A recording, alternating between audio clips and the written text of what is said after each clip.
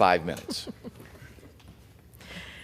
Mr. Speaker, eggs in my district are $9.19, or as one resident said, it's $10 to buy eggs, Rashida.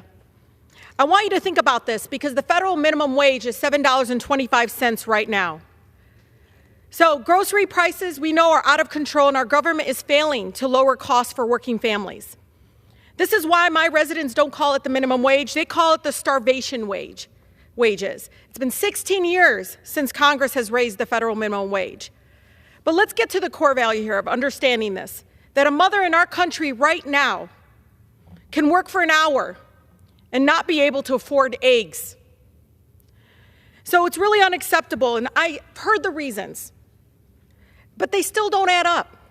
It's unacceptable that billionaires and corporations are consolidating their power and price gouging the American people, our families. This crisis should be our focus. I understand that there's many dynamics, right, that they keep putting forward. But why aren't we doing anything about it? Because fear and division keeps us distracted from what really is going on.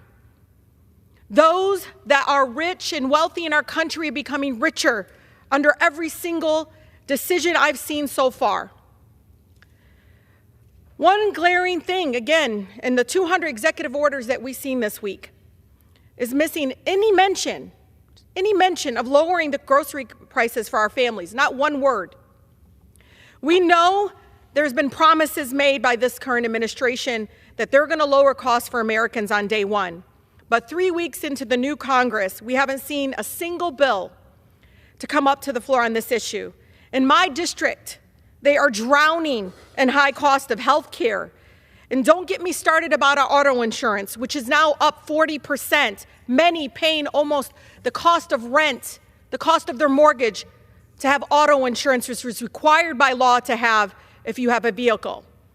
Instead, we're seeing threats of tariffs that will drive grocery prices higher. Instead, we see them getting rid of protections for discriminatory actions by companies, by actors that we know fully intend to benefit from racist policies. I know that doesn't matter to the current president and his billionaire friends. They don't worry about the cost of a carton of eggs or milk or groceries, especially when the 3 wealthiest men in America who were sitting right behind the current president at his inauguration, their combined worth, so the American people understand, is $911 billion. It is clear that the billionaires now control our government, and this chamber can't let that happen. We need legislative action to lower the cost of living for the American people. Trust me, this is a bipartisan issue. Every corner of our country is asking us to do something about this. These are issues that, again, matter to many, many families. That's why my residents care about it so much. So please, stop with the fear-mongering and the hate. And I know you're distracting us because you're helping your billionaire friends, but you're hurting so many American people that are drowning right now with the high cost of living.